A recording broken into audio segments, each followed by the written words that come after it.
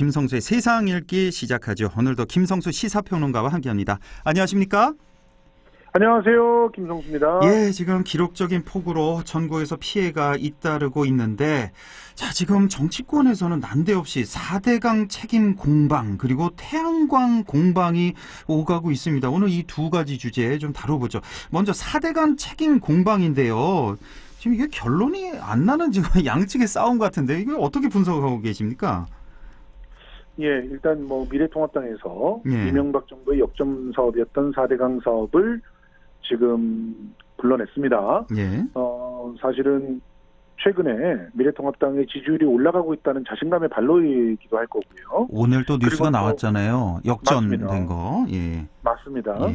거기에다가 또 이번에 홍수 피해에 대해서 이제 원인이 분석이 될 거 아닙니까? 예. 근데 그럴 때 지금은 너무나 많은 비가 왔기 때문에 사실은 이전까지는 4대강 본류에 대해서 홍수 피해는 없다시피 했거든요. 예. 그런데 역대급 강수량, 지금 사실은 2006년에 기록되어 있는 장마 기간 동안 최대 강수량이 전국 평균이 699mm예요. 예. 그런데 지금은 700mm가 넘었거든요. 그거 넘어섰군요. 그리고 실제로 강수량. 예. 또 지금 장마 기간으로 따져도 2013년에 49일이 최고 기록인데 예. 그런데 지금 벌써 52일이 넘었어요. 52일. 예.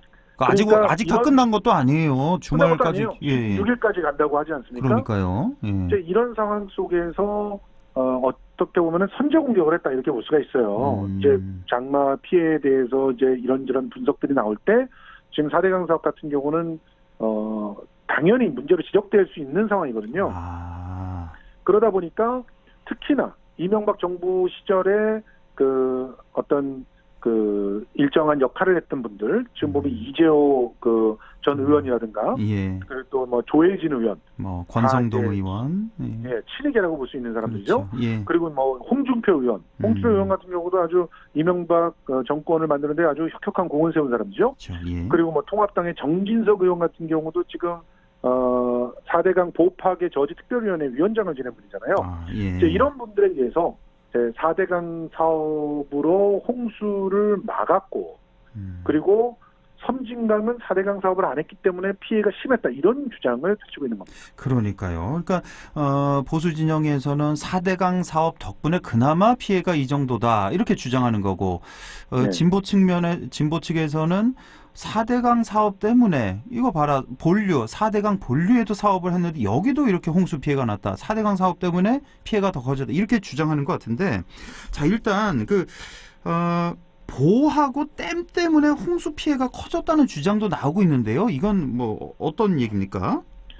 당장 지금 경남 창녕군 이방면에 있는 합천 창녕보 상류에 250m 지점에 낙동강 본류 뚝이 터지지 않았습니까? 예, 이게 예. 9일 새벽 4시께 터졌어요. 예. 터진 모습을 보면 장천 배수장에 배수문이 있는 곳 30m 가량이 칼로 밴듯이 뚝 잘려서 들판으로 떠내려갔거든요. 예. 이 상황들을 보면 주변의 주민들 뿐만 아니라 전문가들 다들 얘기하는 것이지만 창녕보에 직접적인 영향을 받았다라고 이렇게 분석을 하고 있어요.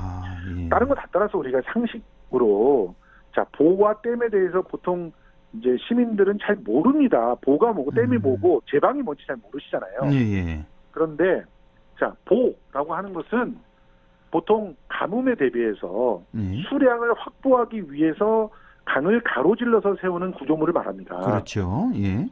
그러니까 가뭄 때는 물이 없잖아요. 예. 그런데 물이 없으면 공업용수, 농업용수 못 쓰잖아요. 예.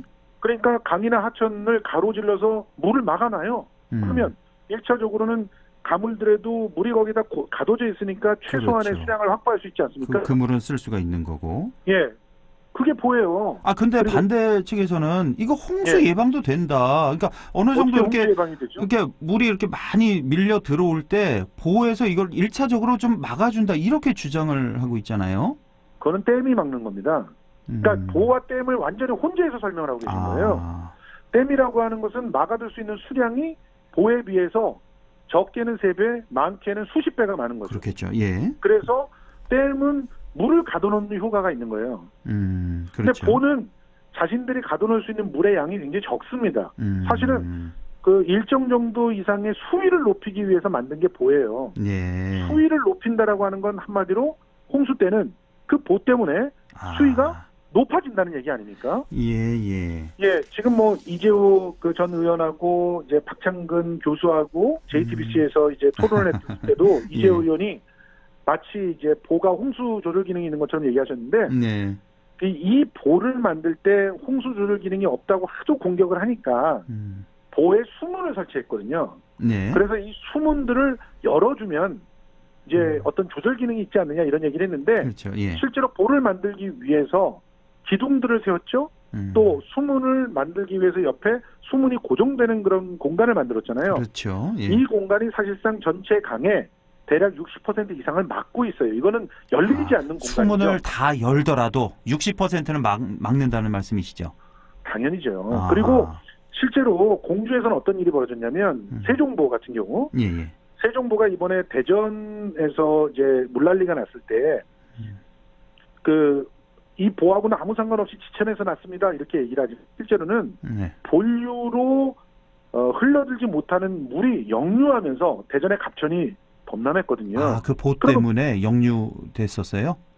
맞습니다. 세종보 같은 경우는요. 보가 할 수 있는 어떤 기능을 전부 상실한 쉽게 말해서 세종보의 높이가 11m거든요. 예. 근데 물 높이가 그때 당시에 얼마였냐? 17.63m니까 보 위로 그냥 물이 쓸려 내려간 겁니다. 그러네요. 7m 정도의 높이가 예. 그대로 물이 그냥 흘러 내려갔으니까 밑에 있는 보는 밑에 하류 부분에 물을 막는 구실밖에 못한 거죠. 예. 그러니까 이런 상황들을 옆에서 그렇군요. 보신 주민들은 다 알고 있기 때문에 예. 이 보는 홍수 조절 기능이 없다라고 하는 것을 감사원 자료가 아니더라도 눈으로 보고 확인하신 거예요. 그런 상태에서 지금 섬진강이 그런 물난리가 났던 것은 섬진강 댐이 상대적으로 많은 물을 갑자기 흘려보낼 때 섬진강 제방이 모래 제방이었거든요. 예. 그 모래 제방을 평소에 관리를 제대로 못해서 파이핑 현상이 일어났던 것을 그것을 갑자기 많은 물이 오니까 이 파이핑이라는 게 이제 구멍이 뻥뻥 뚫린다는 거거든요. 예. 우리가 예전에 그 네덜란드의 소년 얘기했지 않습니까? 예. 그 구멍이 동시다발적으로 커지면서 걷잡을 수 없이 물이 빠져나가게 된 그런 상황이라서 이게 뭐 무슨 4대 강이니 보니 이런 것과는 전혀 상관없이 이제 수량이 많은데 제대로 관리를 못한 제방의 부실을 얘기하는 겁니다. 제방은 물을 가로막지 않고 강 옆에 이렇게 강의 흐름과 동일하게 쌓아서 물이 넘치는 걸 막는 게 제방입니다. 그러니까 제방은 실제로 홍수 방지 기능이 있는 거고 우리가 돈을 들인다면 홍수 때문에 돈을 들인다면 제방을 튼튼히 해야 되는 것이죠.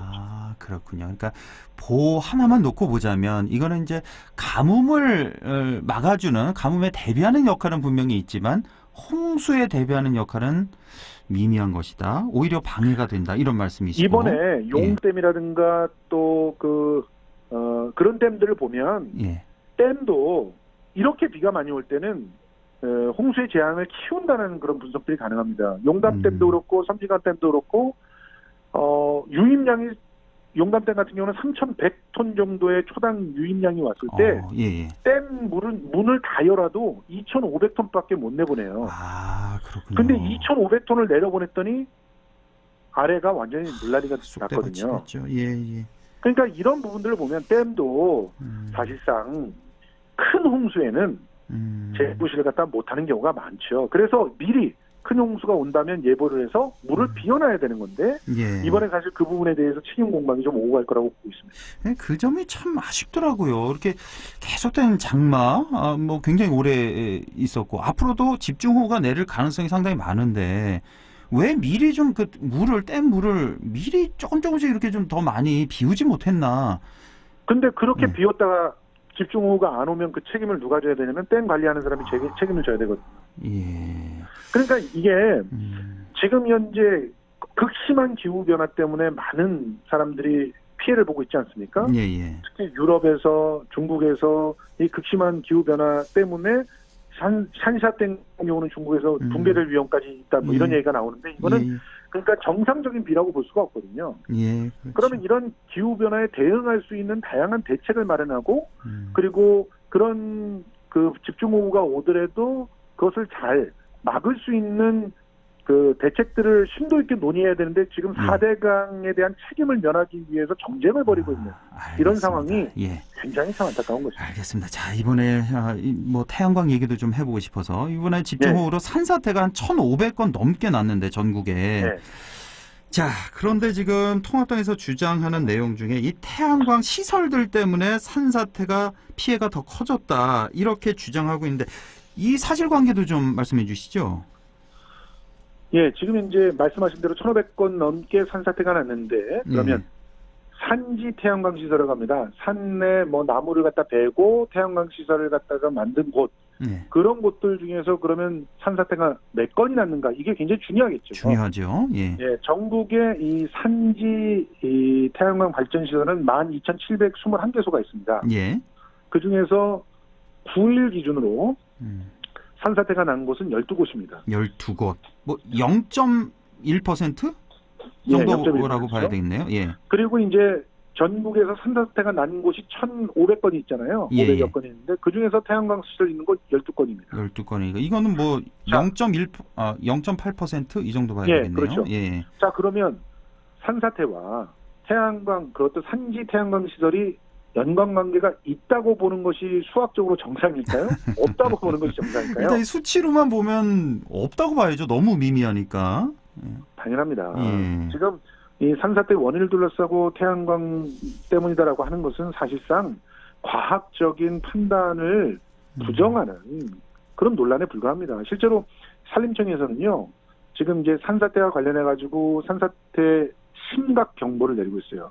전국 이제 심각 경보를 내리고 있거든요. 이 정도라면 멀쩡하게 아주 단단한 그런 지반을 갖고 있던 산도 이렇게 오랫동안 비가 오면 산사태가 날 수 있다는 것을 의미합니다. 그렇죠. 그렇기 때문에 취약 지반을 만들어서 거기서 산사태가 일어난다라고 하는 주장을 하기 위해선 우선 첫 번째로 취약 지반이 형성되어 있다라고 하는 걸 입증해야 되고요. 그리고 취약 지반이 어떻게 형성이 된 건지를 또 입증을 해야 돼요.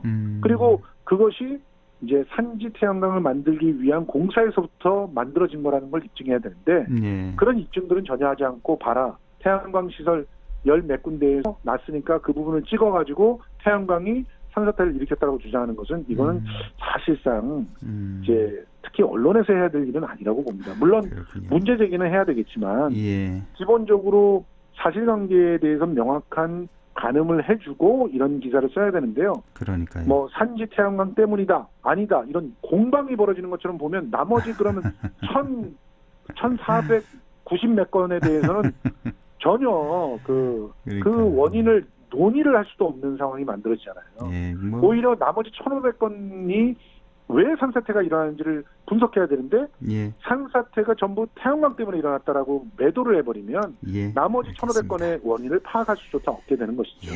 아유, 뭐 시간이 다 돼서요. 그나저나 이 태양광, 이 산지 태양광 허가 기준을 지난 2018년인가 이걸 좀 더 강화했다 그러죠. 원래는 25도였는데 이제 15도로 낮춰서 그나마 맞습니다. 그게 참 천만다행이라는 생각을 다시 한번 하게 됩니다. 아주 정확한 지적인데요. 실제로 지금 SNS에서 돌아다니고 있는 태양광 거대 산지 태양광 단지에 대한 사진들 대부분이 중국이나 일본 사진이라는 것도 기억하셔야 될 것 같고요. 알겠습니다. 그런 그 부분엔 속지 않으셔야 된다고 생각합니다. 네, 지금까지 김성수 시사평론가였습니다. 고맙습니다. 고맙습니다.